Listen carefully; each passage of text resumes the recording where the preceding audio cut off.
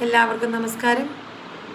വിജയത്തിൻ്റെ സൂക്തങ്ങളുമായി പെട്ടെന്ന് നമുക്ക് പാഠഭാഗത്തേക്ക്. ഓക്കെ, നമുക്ക് ജസ്റ്റ് പാഠത്തിനെ കുറിച്ചൊന്ന് പറയാം. വിക്ടർ ഹ്യൂഗോയുടെ ലെസ് മിസറബിൾസ് എന്ന കൃതിയെക്കുറിച്ച് പരിഭാഷപ്പെടുത്തിയിരിക്കുന്ന പാട്ട് നാരായണ മേനോൻ നമ്മൾ പരിചയപ്പെടുന്നു. പാഠഭാഗത്ത് ഴാങ്ങിന് പാവങ്ങളിൽ പാവങ്ങളായിട്ടുള്ള ഴാങ് എന്നാൽ മെത്രാൻ്റെ സഹായത്തോടുകൂടി മോഷ്ടാവായ ഴാങ് ഇനി ഒരിക്കലും അത് ചെയ്യില്ല എന്നൊരവസ്ഥയിലേക്ക്, അതായത് ഫസ്റ്റ് ക്വസ്റ്റ്യൻ ആൻസർ നോക്കൂ. മെത്രാൻ പറഞ്ഞു, നിങ്ങൾ സമാധാനത്തോടുകൂടി പോവുക. കൂട്ടത്തിൽ പറയട്ടെ, ഇനി ഇങ്ങോട്ട് വരുമ്പോൾ നിങ്ങൾ തോട്ടത്തിലൂടെ കടന്നു പോരണമെന്നില്ല.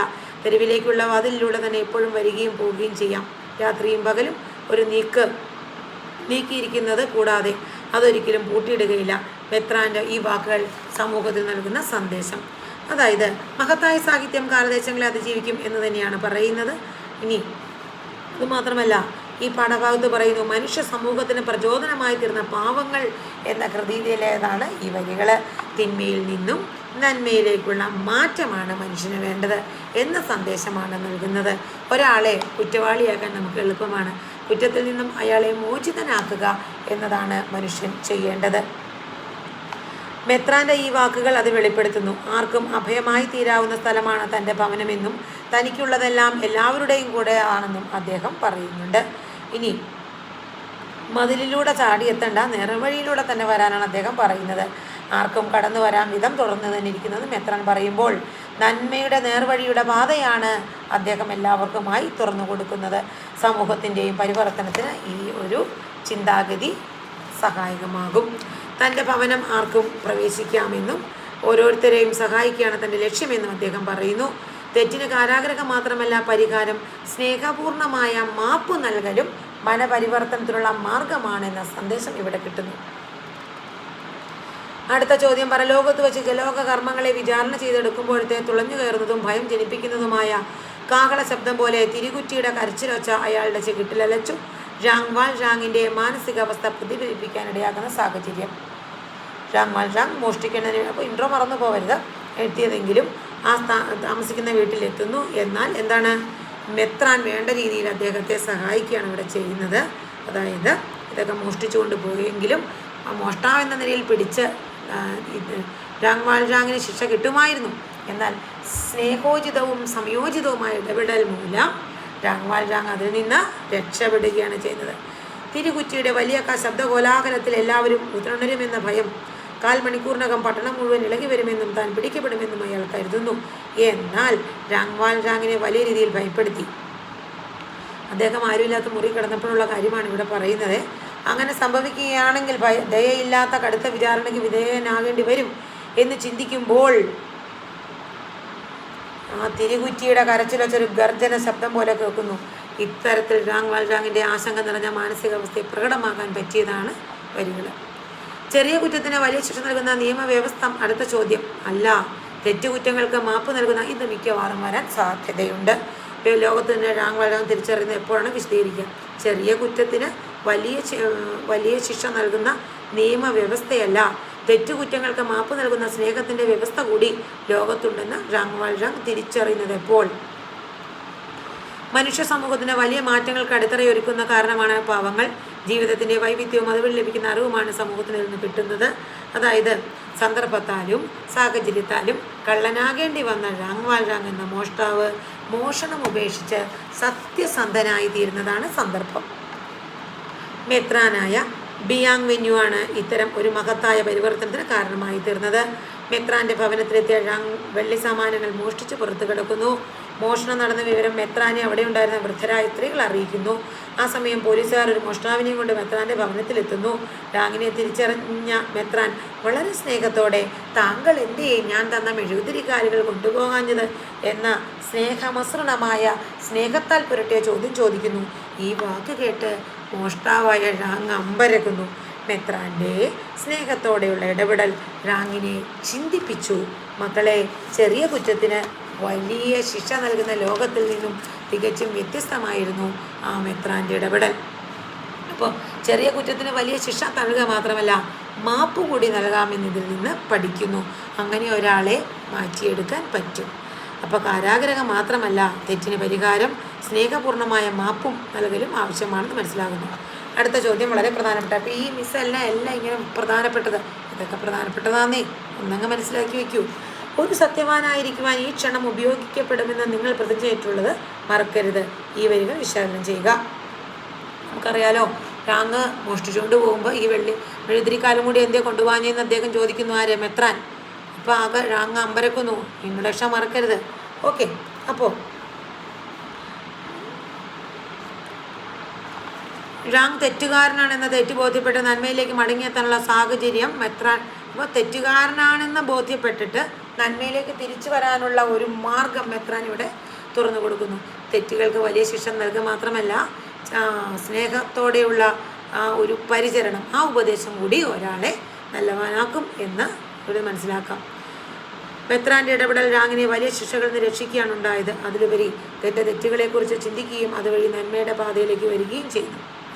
അത്തരത്തിൽ രാങ്ങിൻ്റെ മനസ്സിലുണ്ടായ മനപരിവർത്തനമാണ് ഇവരിൽ പ്രധാനമായിട്ടുള്ളത്. ഒരു സത്യവാനായിരിക്കുവാൻ ഈ ക്ഷണം ഉപയോഗപ്പെടുത്തുമെന്ന് നിങ്ങൾ പ്രതിജ്ഞ ചെയ്തിട്ടുള്ളത് മറക്കരുതേ, ഒരിക്കലും മറക്കരുതെന്ന് ഓർമ്മിപ്പിക്കുന്നു. ഇത്രയും കാര്യങ്ങൾ വളരെ പ്രധാനപ്പെട്ടതാണ്, മക്കൾ നോക്കിയിരിക്കുക. ഓക്കെ. അടുത്ത പാഠം നമ്മൾ പ്ലാവിലക്കഞ്ഞിയിലേക്ക് പോവുകയാണ്. തകഴി ശിവശങ്കരപിള്ളയുടെ പ്ലാവിലക്കഞ്ഞി, കുട്ടനാടൻ പശ്ചാത്തലത്തിൽ എഴുതിയ കൃതി.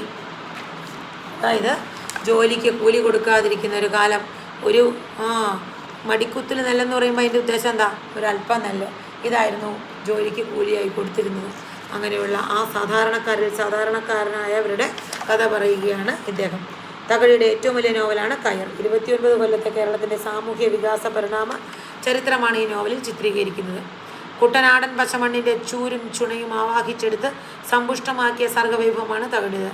കേരള മോപ്പസാങ് എന്നാണ് തകഴിയെ വിശേഷിപ്പിക്കുന്നത്. തകഴിയെ വിശേഷിപ്പിക്കുന്നത് കേരള മോപ്പസാങ്.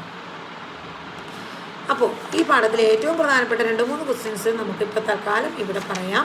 മക്കൾ ശ്രദ്ധിച്ചിരിക്കുക. അതായത് യാതൊരു ടെൻഷനും വേണ്ട, നമുക്ക് പാഠഭാഗത്തിലേക്ക് കടക്കാം. തകഴി, സാധാരണക്കാരുടെ കഥ എഴുതുന്ന തകഴി കേരള മോപ്പസാങ് എന്ന് പറയുന്നു.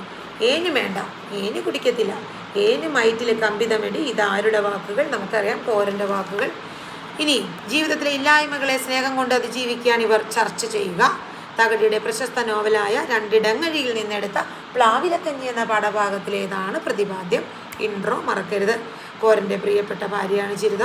ദാരിദ്ര്യം നിറഞ്ഞ അവരുടെ ജീവിതത്തിൽ കരുത്ത് പകർന്ന് ദൃഢമായി നിലനിർത്തുകയാണ് ചിരിതയാണ്.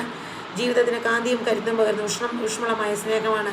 മറ്റെല്ലാം നമ്മൾ നേടിയാലും സ്നേഹമില്ലെങ്കിൽ അവിടെ തീർന്നില്ലേ. ഓക്കെ.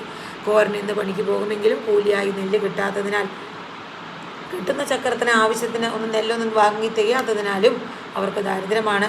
ഇവിടെ അന്ത്യാവോളം പണി ചെയ്ത് കിട്ടിയ കൂലിക്ക് കുറച്ച് അരിയത്തുമായിരുന്ന കോരന് പട്ടിണി കിടന്ന ചിരിത അത് ഭക്ഷണം റെഡിയാക്കി കൊടുക്കുകയാണ് ചെയ്യുന്നത്. എന്നാൽ കോരൻ അത് ചിരിതയെ കൊണ്ട് കഴിപ്പിക്കുകയാണ് ചെയ്യുന്നത്. എൻ്റെ വയറ്റിലൊരു കമ്പിതം, അതായത് എനിക്ക് വേണ്ട, വയറ് നിറഞ്ഞിരിക്കുന്നു, അങ്ങനെ പറയുന്ന ഒരു അവസ്ഥ ഇവിടെ കാണുന്നത് കോരന് ചിരിതയോടുള്ള സ്നേഹമാണ്. താൻ പട്ടിണി കിടന്നാലും ചിരിതയെ ഊട്ടണമെന്നാഗ്രഹിക്കുന്ന കോരൻ, പകൽ മുഴുവൻ പണിയെടുക്കുന്ന കോരനെ ഊട്ടാൻ കഞ്ഞിവെച്ച് നിർമ്മിച്ച ചിരിതയും സ്നേഹത്തിൻ്റെ ആഴവും പരപ്പും വ്യക്തമാക്കുന്നു. ഇനി ആ സ്നേഹത്തിൻ്റെ അടുത്ത വ്യക്തമാണ് കോരൻ്റെ പിതാവ് വരുമ്പോൾ ചിരിത സ്നേഹത്തോടെ പെരുമാറുന്നത്. അച്ഛന് വയറ് നിറച്ച് ആഹാരം നൽകാനാണ് ചിരിത ശ്രമിക്കുന്നത്.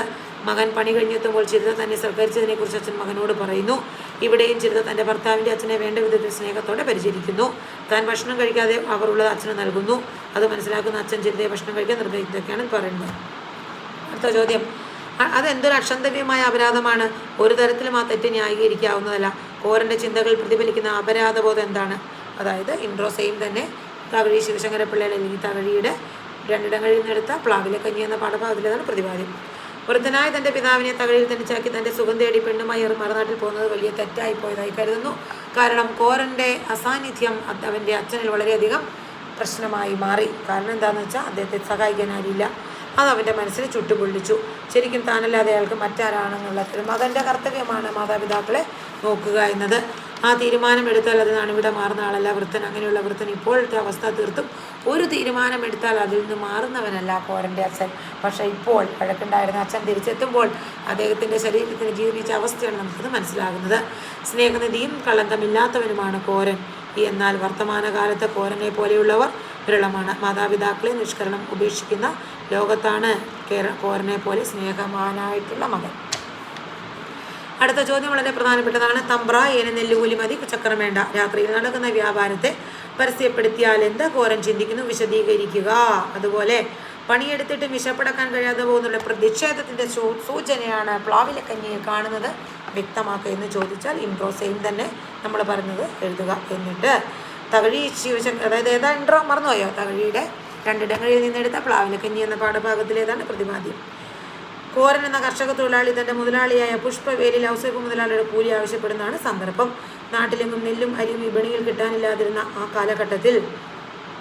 കാലഘട്ടമാണ് ഇവിടുത്തെ പ്രമേയം. പാടത്ത് പണി ചെയ്ത് അധ്വാനിക്കുന്നതിൻ്റെ വിഭാഗത്തിന് കൂലിയില്ല. അതുമാത്രമല്ല, നെല്ലുകൂലി കൊടുക്കില്ലെന്ന് വാശിയുള്ളവരായിരുന്നു കർഷക മുതലാളിമാർ. പകലന്തിയോളം പണിയെടുക്കുന്ന പാവപ്പെട്ട പട്ടിണി കോലങ്ങൾക്ക് തുച്ഛമായ കൂലി നാണയമായി നൽകുന്നതായിരുന്നു നെല്ല്. എന്നാൽ നെല്ല് പാതിരാത്രികളിൽ കരിഞ്ചന്തകളിൽ വിറ്റ് ലാഭം കൊയ്യുന്ന അവസ്ഥയും ഉണ്ടായിരുന്നു. എന്നാൽ കർഷക തൊഴിലാളികൾ ഓരോ ദിവസവും കൂലിയായി കിട്ടുന്ന നാണയവുമായി നാഴിയോ ഇരുനാഴിയോ അരി വാങ്ങി കൂരയിലെത്തി ദാരിദ്ര്യത്തിൻ്റെ കൊടിയ അവസ്ഥയിലാണ് കഴിയുന്നത്. പാതിരായ്ക്ക് ശേഷം എരുതിയുടെ വെളിച്ചത്തിൽ കഞ്ഞി തയ്യാറാക്കി കുടിക്കുകയാണ് ആ കുടുംബങ്ങളുടെ പതിവ്. എല്ലുമുറിയെ പണിയെടുത്തിട്ടും വിശപ്പടക്കാൻ കഴിയാതെ വരുന്നവരുടെ പ്രതിഷേധത്തിൻ്റെ ആദ്യ സൂചനയാണ് കോരനിൽ കാണുന്നത്. മുതലാളിയുടെ ചൂഷണങ്ങൾ മനസ്സിലാക്കിയ കോരൻ തമ്പ്ര ഏന നെല്ലുകൂലി മതി ചക്രം വേണ്ട എന്ന് പറയാൻ ഇതുകൊണ്ടാണ് നിർബന്ധിതനാകുന്നത്. രാത്രിയിൽ നടക്കുന്ന കരിഞ്ചന്തയെ പറ്റി എല്ലാവരുടെ അടുത്തും ബോധ്യമാക്കിയാലെന്ന് കോരൻ ചിന്തിക്കുന്നു. അതിനെതിരെ ശബ്ദം അറിയിക്കണമെന്നും അവൻ ആഗ്രഹിക്കുന്നു. നെല്ല് കൂലിയായി കിട്ടണമെന്ന് അവൻ തീരുമാനിക്കുന്നു. ഇല്ലെങ്കിൽ ജോലിക്ക് പോകാതിരുന്നാലും എന്ന് തീരുമാനിക്കും. പക്ഷേ അവൻ്റെ കൂട്ടുകാരെല്ലാം പണിക്ക് പോകുമെന്നറിയാം. പണിക്ക് പോയില്ലെങ്കിൽ തൻ്റെ കുടുംബം പട്ടിണിയാകുമെന്നുള്ള ചിന്തയും ജോലിക്ക് പോയില്ലെങ്കിൽ ഒറ്റപ്പെട്ടേക്കാമെന്ന കാര്യവും അവനറിയാം. അപ്പോൾ best wishes for your exam. Thank you.